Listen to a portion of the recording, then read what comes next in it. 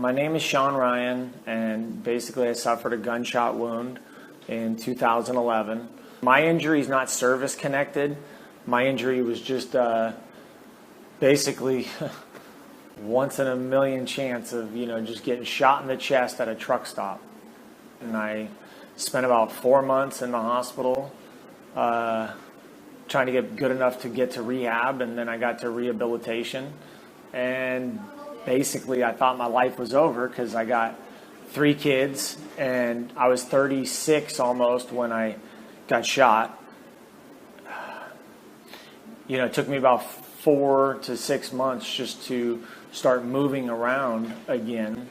And, I thought my life was over. Well, here I am 3 years later in Cayman Brac, so things have really turned around. I've been able to, connect with dive pirates organizations. I'm a veteran, so I get to do a lot of things that civilians don't get to do. But I'm blessed in that sense that I got that resource. So I do a lot of military camps, anything I can do. But it took about 2 years to get there. Because, when you get paralyzed, you just feel like your life is over and you can't work out, you can't walk. I can't walk. My injury is complete. So from this point down, I can't feel anything. So I had to get used to a whole new life, being in a wheelchair, obviously, and trying to figure out adaptive ways to play sports or work out or get out of the house. This is my first time diving since I've been paralyzed. I did dive before the injury. So, I've had my Scuba certifications since '95.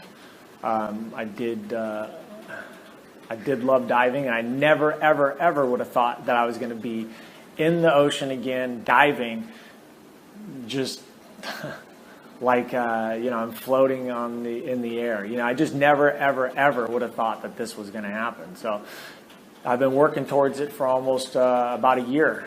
We started getting in touch with each other about a year ago. And we had to do a lot of work at the VA hospital in Palo Alto, California, to try to get certified enough to where they can put me on a boat and put me in the ocean. But I just got certified yesterday. Had my first dive today that was unassisted, so to speak, or I wasn't doing any drills. So it was awesome. And we went to Little Cayman. That was unbelievable.